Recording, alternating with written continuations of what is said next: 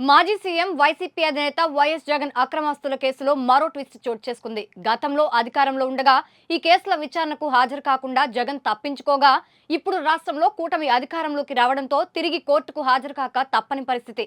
ఇలాంటి పరిస్థితుల్లో సుప్రీంకోర్టులో మరో కీలక పరిణామం జరిగింది. ఆయన కేసును విచారిస్తున్న జడ్జి తన వల్ల కాదంటూ తప్పుకున్నారు. ఈ వ్యవహారం చర్చనీయాంశంగా మారింది.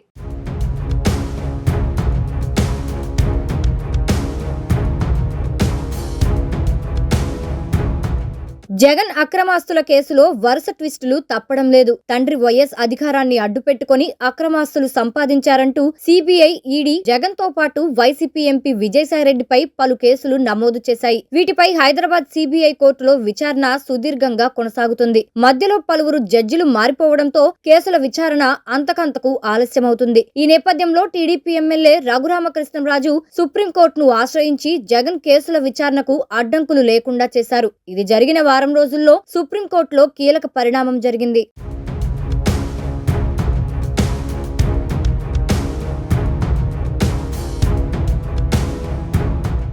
జగన్ అక్రమాస్తుల కేసుల్ని సిబిఐతో పాటు ఈడీ కూడా దర్యాప్తు చేస్తున్నాయి. సిబిఐ దర్యాప్తు చేసి సేకరించిన సమాచారం ఆధారంగా ఇప్పటికే ఈడీ పలు కేసుల్ని నమోదు చేసింది. అయితే సిబిఐ నమోదు చేసిన కేసుల విచారణ పూర్తయిన తరువాతే ఈడీ కేసుల విచారణ చేపట్టాలంటూ గతంలో జగన్, విజయసాయిరెడ్డి తెలంగాణ హైకోర్టును ఆశ్రయించారు. దీంతో ఈ పిటిషన్ పై విచారణ జరిపిన తెలంగాణ హైకోర్టు సిబిఐ కేసుల్లో తీర్పు తరువాతే ఈడీ కేసుల్లో తీర్పు ఇవ్వాలని ట్రయల్ కోర్టును ఆదేశించింది. దీన్ని ఈడీ సుప్రీంకోర్టులో సవాల్ చేసింది.